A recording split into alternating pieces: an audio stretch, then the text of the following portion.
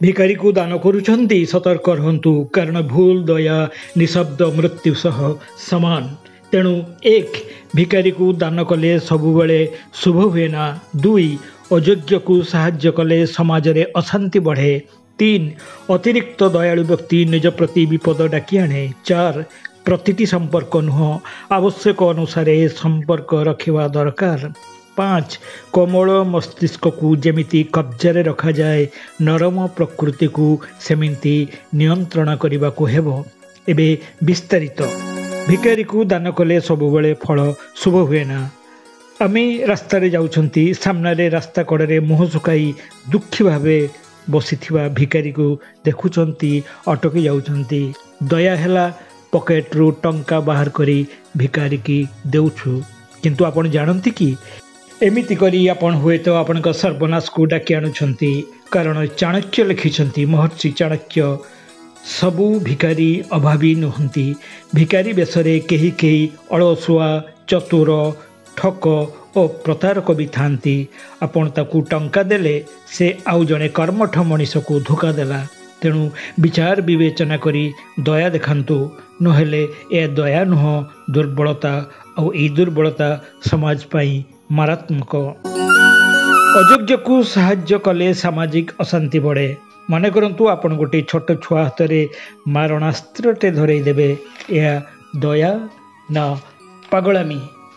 अर्थात अयोग्य व्यक्ति को सहायता करने अर्थ न्याय घीओ ढालिबा।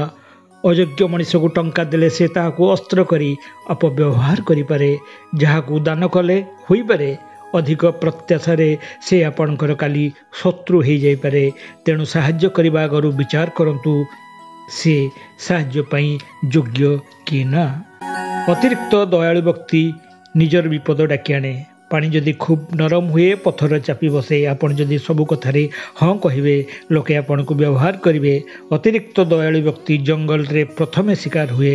अर्थात दया भल किंतु तार गोटे सीमा रही। आपण जदि ना कहि पारुनांती तेबे लोके आपण को हाँ कुहाई खत्म करदेवे। तेणु मझिरे मझिरे कठोर हुंतु। निज मूल्य निजे निर्धारण करने को पड़े ताहा भी करंतु। प्रतिटी संपर्क नुह प्रयोजन बुझी संपर्क बजाय रखंतु।